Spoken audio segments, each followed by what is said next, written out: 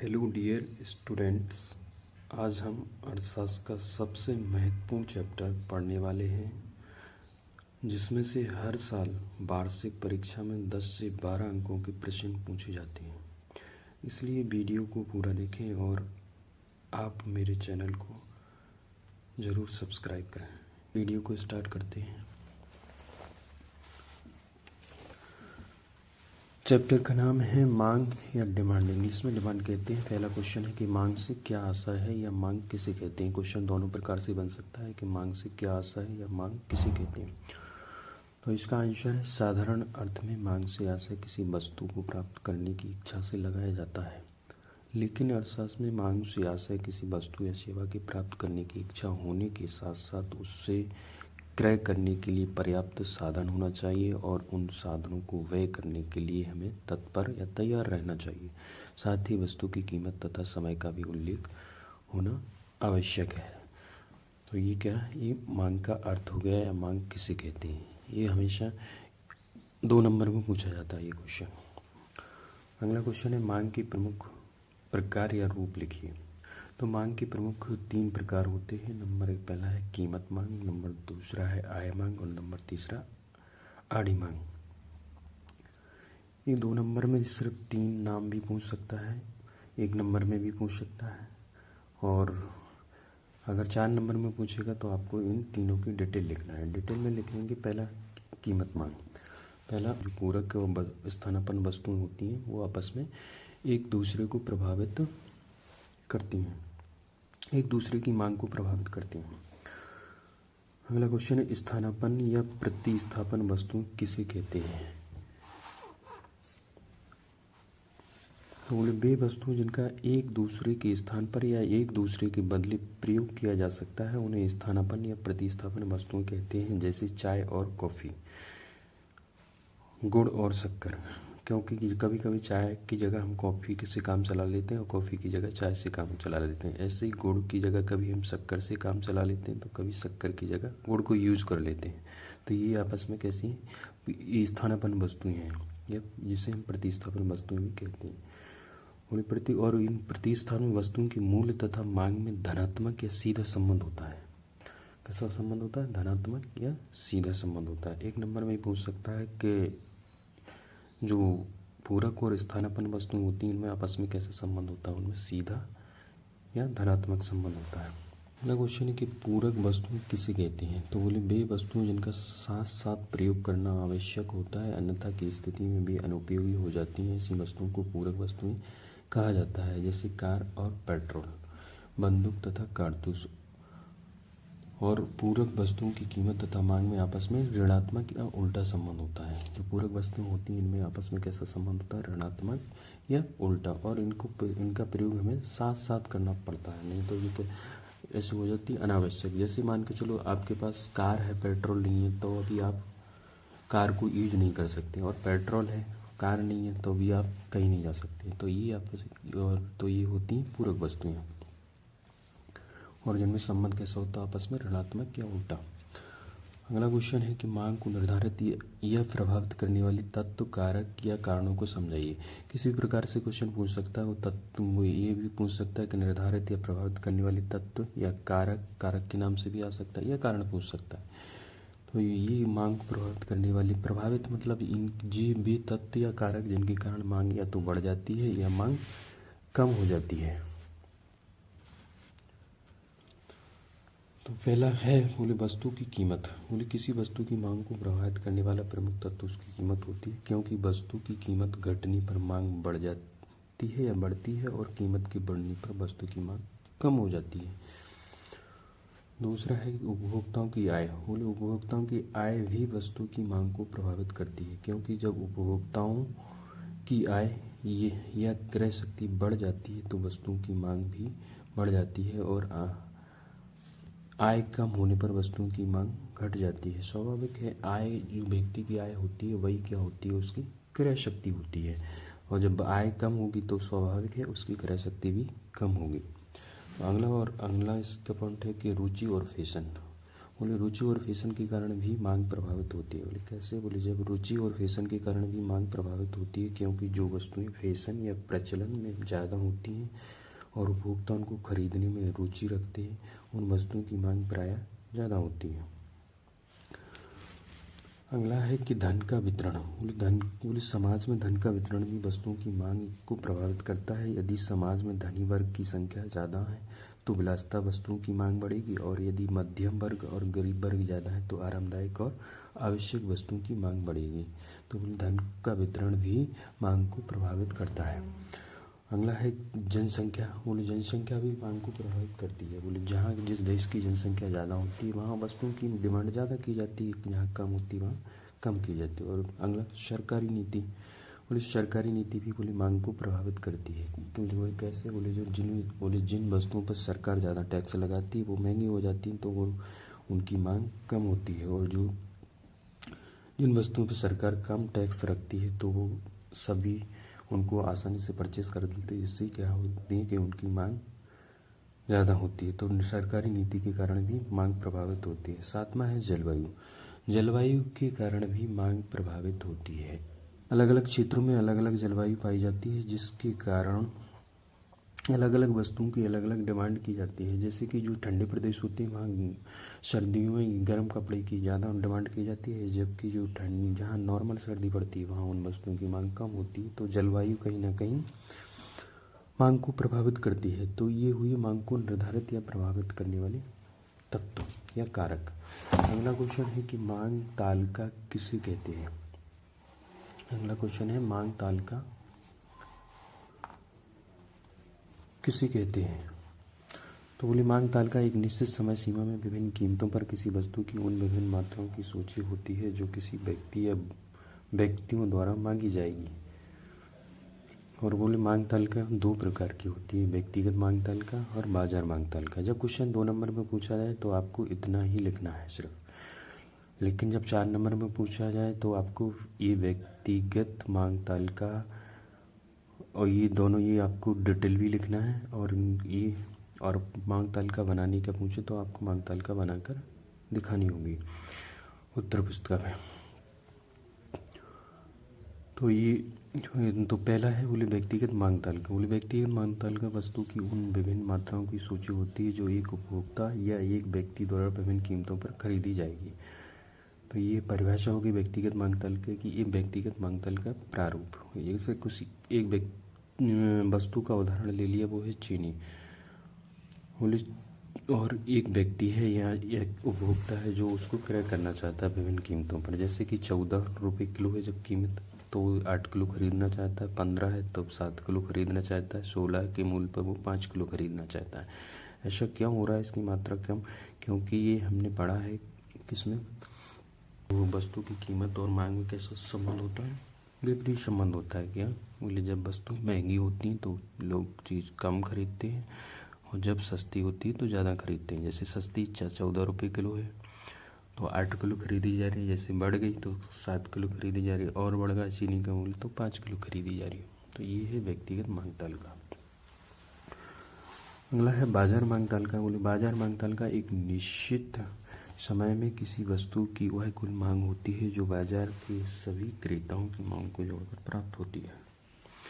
कि बाजार मांग तालिका का प्रारूप है। अब बाजार में बहुत सारे व्यक्ति होते हैं, तो मैंने 3 व्यक्तियों का उदाहरण ले लिया, ए, बी और सी, जो विभिन्न कीमतों पर किसी भी वस्तु या कोई भी वस्तु हो सकती है। वो हमने यहाँ चीनी का उदाहरण लिया। तो अलग अलग व्यक्ति 14 रुपये की कीमत पर अलग अलग मात्राओं को खरीद रहे हैं। तो डिमांड कितनी है इनकी? 29 किलो की। जब 15 रुपये किलो हो जाता है चीनी का तो तीनों की डिमांड मिलकर 23 किलो की। और जब 16 रुपये तो 18 किलो की, और 17 रुपये तो 10 किलो की। ये अलग अलग पर्सनल व्यक्तियों की ये क्या है, ये डिमांड है जो क्रय करना चाहते हैं। तो ये हो गया बाजार मांग तालिका का प्रारूप। ये बनाने को आती है, पिछले साल में भी पूछी गई थी और हो सकता है इस साल भी आए। बड़ा इंपॉर्टेंट क्वेश्चन है। अगला क्वेश्चन है मांग वक्र किसे कहती है, कितने प्रकार का होता है। यह भी 2 नंबर में पूछा जाता है यह क्वेश्चन। जब मांग तालिका को रेखा चित्र के द्वारा व्यक्त किया जाता है तो उसे मांग वक्र कहते हैं। मांग तालिका की तरह मांग वक्र भी 2 प्रकार का होता है। नंबर 1 व्यक्तिगत मांग वक्र और नंबर 2 बाजार मांग वक्र। या तो क्वेश्चन ऐसा पूछेगा कि मांग वक्र कितने प्रकार का होता, तो आपको सिर्फ 2 प्रकार लिखना। और जब डेफिनेशन भी पूछी जाए मांग वक्र, तो आपको इसके साथ डेफिनेशन और दोनों प्रकार भी बताना होंगे। नेक्स्ट क्वेश्चन है, मांग के नियम से क्या आशा है, यह रेखा चित्र के माध्यम से समझाइए। ये मांग का नियम, तो ये जब भी पूछा जाएगा मांग का नियम, अगर सिर्फ मांग का नियम पूछा जाएगा तो हो सकता है 2 नंबर में पूछे, लेकिन जब आपको रेखा चित्र के माध्यम से पूछा जाएगा तो आपको ये हमेशा 4 नंबर में आएगा ये क्वेश्चन। तो इसका आंसर है कि मांग का नियम कीमत तथा मांग के संबंध को व्यक्त करता है, और इस नियम के अनुसार कीमत तथा मांग में आपस में कैसा संबंध होता है, विपरीत संबंध होता है। अर्थात कीमत तथा बढ़ने पर मांग कम होती है और कीमत कम होने पर मांग बढ़ जाती है। यह नियम कीमत में परिवर्तन के परिणामस्वरूप मांग में परिवर्तन की दशा को बताता है, लेकिन मांग में कितना परिवर्तन होगा यह नहीं बताता। यह हमें किससे पता चलता है, यह मांग की लोच से पता चलता है। तो ये तो हुई इसकी परिभाषा। अब देखो रेखा चित्र में इन्होंने क्या दर्शाया, इन्होंने एक मांग जो दर्शाया क्या, जो जिसमें संबंध होता है, इसमें कैसा संबंध होता है आपस में, वस्तु की मूल्य तथा मांग में विपरीत संबंध होता है। वही विपरीत संबंध इन्होंने दर्शाया है इसमें। जैसे कि एक तरफ इन्होंने वस्तु की कीमत को दर्शाया और नीचे इससे OX अक्ष पे इन्होंने क्या दर्शाया, मांगी गई मात्रा को। बोले जब वस्तु की कीमत बोले OPQ है, ये PQ है, तब बोले इसकी जो डिमांड है वो कितनी है, OQ है। और बोले जब जैसे ही इसमें परिवर्तन होता है, किसमें, इसमें कीमत में क्या परिवर्तन होता है, तो जो भी परिवर्तन होगा उसके अनुसार मांग में परिवर्तन हो जाता है। बोले जैसे बोले क्या हो जाता है, बोले बढ़ गई कीमत, पहले इतनी थी अब इतनी हो गई, अब कितनी हो गई, P2 और Q2 हो गई। तो फिर क्या परिवर्तन हुआ इसकी मांग में, बोले इसकी मांग जो है कम हो गई, पहले इतनी थी जब कीमत इतनी थी, अब बोले जैसे ही इसकी मांग बढ़ी तो कीमत क्या होगी, तो इसकी जो मांग है वो क्या होगी, कम हो गई। कितनी बची, OQ2 इतनी बची। तो ये आपस में कैसा संबंध है, इसमें विपरीत। और बोली जी तो बढ़ गई, बोली जब कम हो जाए तो क्या हो जाता है, बोली जैसे ही बोली कम हो जाती तो बोली इसकी क्या हो जाती है, मांग बढ़ जाती है। बोली पहले जो OQ कीमत थी अब वो घट के कितनी हो गई, P1 और Q1। तो फिर क्या होगा, बोली तो इसकी मांग बढ़ गई, बोली पहले इतनी थी अब कितनी हो गई, O से OQ1 हो गई, इतनी सारी हो गई मांग। तो ये हमारा रेखा चित्र है। तो ये आशा करता हूँ कि आपको ये समझ में आया होगा और आप इसको पुनः ध्यान से एक बार समझेंगे, वीडियो को रिवर्स करके देखेंगे। अगला क्वेश्चन है, मांग के नियम के अपवाद समझाइए। तो ये है मांग के नियम के अपवाद। जिस प्रकार एक खेल में नियम होते हैं, ठीक उसी प्रकार मांग के जो नियम है, मांग का जो सिद्धांत है, उसके भी कुछ नियम होते हैं। अगर आप उन नियमों को फॉलो करेंगे तो मांग का नियम लागू होगा, अन्यथा मांग का नियम लागू नहीं होगा। तो वो दशाएं हैं जिनके, वो अपवाद हैं जिनके कारण मांग का नियम, जिन कंडीशन में मांग का नियम लागू नहीं होता है। तो बोले कुछ दशाओं में मांग का नियम लागू नहीं होता है। इन दशाओं को मांग के नियम के अपवाद कहते हैं, जो निम्नलिखित है। नंबर पहला है गिफिन वस्तुएं। बोले पहला क्या है, बोले गिफिन वस्तुएं। बोले गिफिन वस्तुएं मांग का नियम लागू नहीं होता है। अब देखते हैं, जिसको हम गिफिन का विरोधाभास भी कहते हैं। और गिफिन वस्तुओं को निम्न कोटि की वस्तुएं भी कहते हैं। निम्न कोटि की वस्तुओं के संबंध में मांग का नियम लागू नहीं होता है। निम्न कोटि की इन वस्तुओं को सर रॉबर्ट गिफिन के नाम पर गिफिन वस्तु भी कहा जाता है। गिफिन ने बताया कि जो वस्तु घटिया या निम्न कोटि की होती है, उस वस्तु की कीमत में कमी होने पर उपभोक्ता अपनी वास्तविक आय में हुई वृद्धि को उस वस्तु पर व्यय न करके श्रेष्ठ वस्तु पर व्यय करता है। जबकि मांग का नियम कहता है कि वस्तु की कीमत में कमी होने पर उसकी मांग में वृद्धि हो जाती है, लेकिन यहाँ पर कीमत में कमी होने पर वस्तु की मांग में कमी हो रही है। यही गिफिन का विरोधाभास है, जिसको गिफिन ने विरोधाभास कहा है।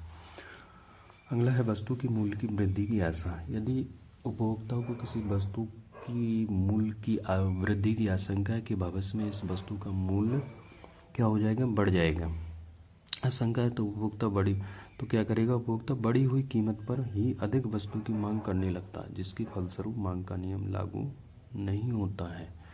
तीसरा अपवाद है कि प्रतिष्ठा सूचक वस्तुएं। बोले जो वस्तुएं समाज में प्रतिष्ठा की सूचक मानी जाती हैं, उन वस्तुओं पर भी मांग का नियम लागू नहीं होता है, क्योंकि ऐसी वस्तुओं का मूल्य कम होने पर इन वस्तुओं की मांग बढ़ने की बजाय कम हो जाती है। इसका कारण यह है कि वस्तुओं का मूल्य कम हो जाने पर वे संपन्नता की सूचक नहीं रह जाती हैं, संपन्नता या प्रतिष्ठा की सूचक नहीं रह जाती हैं। इसलिए क्या है, लोग बाग उनको खरीदना बंद कर देते हैं। इससे उनकी क्या हो जाती है, मांग कम हो जाती है। इसलिए मांग का नियम यहाँ पर लागू नहीं होता है। चौथा है अज्ञानता। बोले अज्ञानता के कारण भी मांग का नियम लागू नहीं होता, क्योंकि बहुत सी वस्तुओं की कीमतें कम होने पर व्यक्ति उन्हें घटिया समझकर नहीं खरीदते हैं, परंतु जैसे ही उन वस्तुओं की कीमत बढ़ जाती है तो व्यक्ति उनको उपयोगी समझने लगते हैं, जिससे कीमत बढ़ने पर भी उन वस्तुओं की मांग बढ़ जाती है। ये अज्ञानता इसका चौथा कारण है। और जब भी ये मांग का नियम पूछा जाता है तो अपवाद पूछे जाते हैं, तो 4 नंबर में पूछे जाएंगे। तो आप 4 के 4 पॉइंट इसमें लिख सकते हैं। जैसा मैंने लिखा है इस नोट्स में, वैसे के वैसे आप उत्तर पुस्तिका में छाप सकते हैं। नेक्स्ट क्वेश्चन है हमारा। नेक्स्ट क्वेश्चन है कि मांग की लोच से क्या आशय है, इसके प्रकार लिखिए। तो पहले तो ये समझना होगा कि मांग की लोच होती क्या है। बोले मांग की लोच हमें यह बताती है कि किसी वस्तु की कीमत में परिवर्तन होने पर उसकी मांग में कितना परिवर्तन होगा। यह मापने के लिए अर्थशास्त्रियों ने मांग की लोच का विचार दिया है। तो मांग की लोच हमें क्या बताती है कि कीमत में परिवर्तन के कारण उसकी मांग में कितना परिवर्तन होगा, ये बताती है मांग की लोच। और बोले मांग की लोच माने होता है परिवर्तन। और मांग की लोच 3 प्रकार की होती है। नंबर 1 पहली मांग की कीमत लोच, दूसरा है मांग की आय लोच, तीसरा है मांग की आड़ी लोच। जब 2 नंबर में क्वेश्चन पूछा जाए तो आपको सिर्फ इतना ही लिखना है, और जब 4 नंबर में पूछा जाए तो आपको इसकी डिटेल लिखना है तीनों के। मांग की कीमत लोच। मांग की कीमत लोच इस बात को बताती है कि वस्तु की कीमत में परिवर्तन होने पर मांग पर कितना प्रभाव पड़ेगा। मांग की कीमत लोच या मांग की लोच एक ही अर्थ में प्रयोग किए जाते हैं, चाहे तो वो मांग की कीमत लोच के नाम से आए या मांग की लोच के नाम से आए, बात एक ही होती है। और सूत्र रूप में इसको सूत्र भी पूछा जाता है कभी कभी 2 नंबर में। तो सूत्र है इसका ईपी। ईपी का फुल फॉर्म है इलास्टिसिटी ऑफ प्राइस, यानी कि जो मांग की कीमत लोच। इलास्टिसिटी माने होता लोच। मांग की मात्रा में अनुपातिक परिवर्तन बटी कीमत में अनुपातिक परिवर्तन, ये इसका सूत्र है। अगला पॉइंट है इसका कि मांग की आय लोच। तो मांग की आय लोच यह बताती है कि उपभोक्ता की जब आय में परिवर्तन के परिणाम स्वरूप, यानी उसकी आय में परिवर्तन हो जाता है तो उसके परिणाम स्वरूप वस्तु की मांग में किस अनुपात में परिवर्तन होंगे, यह बताती है। और इसको सूत्र इसका EI यानी कि इलास्टिसिटी ऑफ इनकम, मांग की कीमत लोच। इसका सूत्र मैं आपको बाद में बताऊंगा वीडियो के, और आप इसको कमेंट में ज़रूर लिख के बताएं। अगला है कि मांग की आड़ी लोच। मांग की आड़ी लोच उस दर की ओर संकेत करती है जिससे एक वस्तु की कीमत में परिवर्तन के फलस्वरूप दूसरी वस्तु की मांग में कितना परिवर्तन होगा, यह मांग की आड़ी लोच से ज्ञात होता है। सूत्र रूप में इसका सूत्र है कि मांग की आड़ी लोच बराबर होता है x वस्तु की मांग में अनुपातिक परिवर्तन बटे y वस्तु की कीमत में अनुपातिक परिवर्तन, ये इसका सूत्र है। ये भी 2 नंबर में कभी कभी पूछा जाता है, तो इसको भी आपको ध्यान रखना है। अब क्वेश्चन एक और बचता है इस मांग चैप्टर में, वो है मांग की लोच की श्रेणियाँ। वो मैं आपको अगले वीडियो में बताऊंगा, क्योंकि ये वीडियो काफ़ी लंबा हो जाएगा, और इसलिए बकाया का जो मांग की लोच की श्रेणियाँ हैं वो नेक्स्ट वीडियो में।